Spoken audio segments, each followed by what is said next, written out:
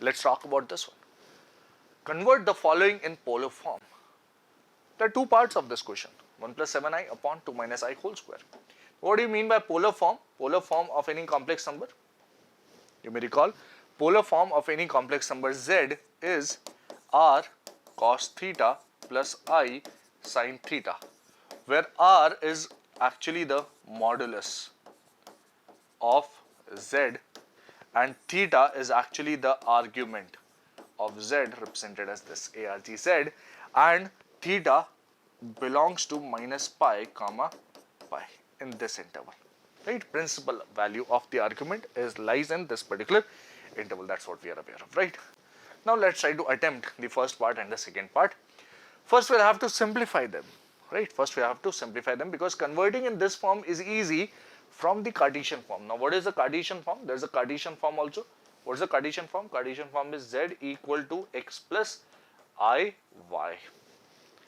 And for converting from here to here, we remember that x equals r cos theta, y equals r sin theta. This is there. This can be observed by plotting the point in the Argand plane very easily. Let's say there is any point P.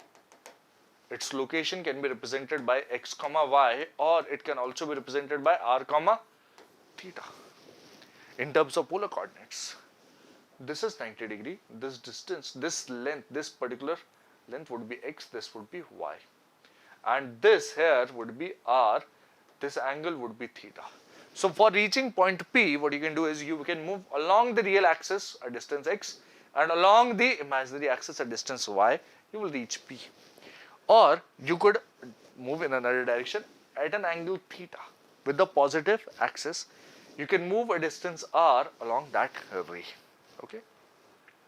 In both cases, you will reach the point P. Yes. And the relation between this is this simple relation, right? Okay. So with this in mind, let's try to first simplify that whole thing in the Cartesian form, which is very easy, right? Let's try to do it. First part. Z equals 1 plus 7i over 2 minus I whole square. Okay. Now in the denominator you have 2 minus I whole square. We'll have to simplify that first. Let's do it. This is 1 plus 7i in the numerator. This is 2 square, which is 4, plus I square. I square is minus 1 and minus 4i in the denominator. What will that give me? This is 3 minus 4i in the denominator. There is 1 plus 7i in the numerator. Okay. For simplifying this further, we'll have to multiply with the complex conjugate of this 3 minus 4i. Let's do it. Where will this take us? You can multiply these two terms together. This is 1 into 3 is 3. 1 times 4i is plus 4i. This is 7 times 3 is 21i. And 7 times 4 is 28 I square. What about the denominator? In the denominator you have a minus b, a plus b. What you will do is a square minus b square, which is a square is actually 9. We can directly write 9. 3 square is 9 minus 16 I square. That's what you observe, right? 4i whole square would be 16 I square. Now I square is also equal to minus 1. You may recall that. This is minus 28. 3 minus 28 would be minus 25, right? Yes. 4 plus 21 is plus 25i, and this is 9 plus 16 in the denominator, which will further convert to what? Can you observe that you can take a 25 out from the numerator? Minus 1 plus I will remain, and you have a 25 in the denominator as well, which will get cancelled, implies z is actually equal to minus 1 plus I. Now, that's the first stage that we reach on simplification. Now, once we have reached this stage of simplification of z, we'll have to convert this now in the polar form. We'll have to convert this simplified z in the polar form. This is the polar form. How do we do that? How do we do that? This here, minus 1 plus I is the complex number which is there in the Cartesian form.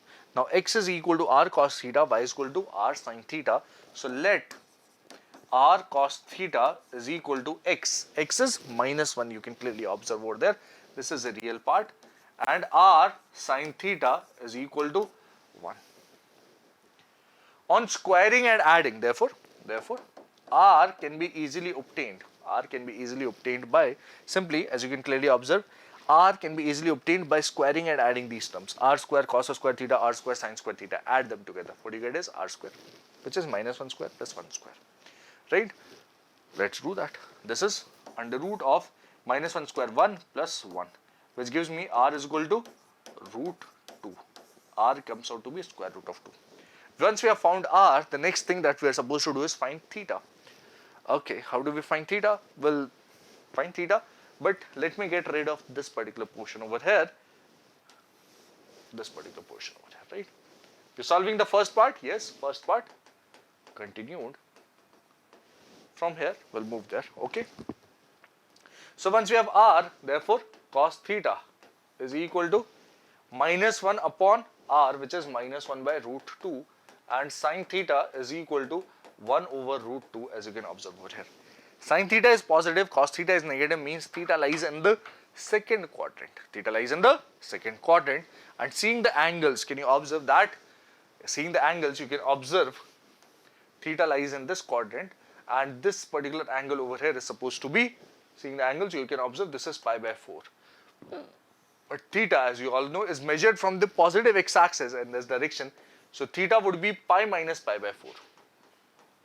Theta would be pi minus pi by 4, which is 3 pi by 4, and therefore z, that is the complex number, finally converted in the polar form, would look like root 2 r times cos theta plus I sin theta, which is cos of 3 pi by 4 plus I sin 3 pi by 4. This is what the first part will look like in the polar form. Z equals root 2 cos 3 pi by 4 plus I sin 3 pi by 4, and yes, this is my final answer. Complete solution you have already seen. This is my final answer for this first part. This is the final answer for this first part. And without wasting any further time, what we'll do is we'll solve the second part as well. Let's solve the second part now. Same ideas of conversion will be applied. First, we'll simplify the second part. Let's do it. Let z equals 1 plus 3i over 1 minus 2i. What we'll do is we'll multiply with the complex conjugate of denominator in both numerator and denominator.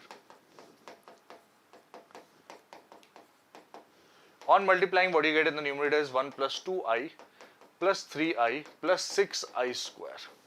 This is what you get in the numerator.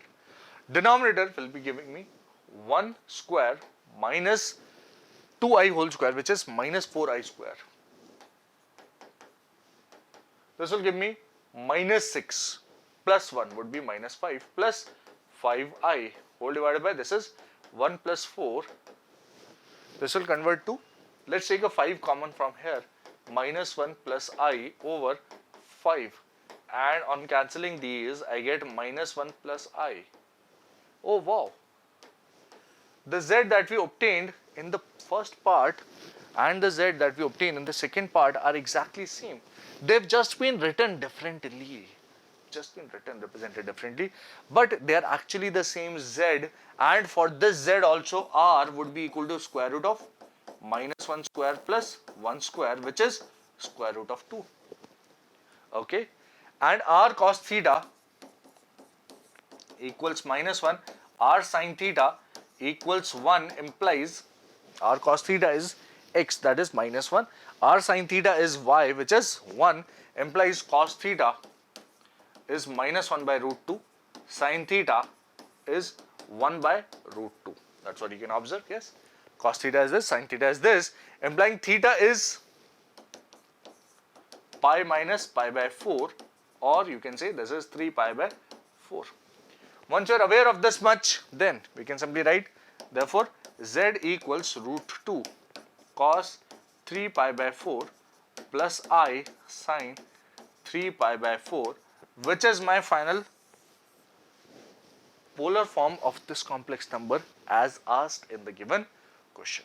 This is all? Yes, this is all in this question over here.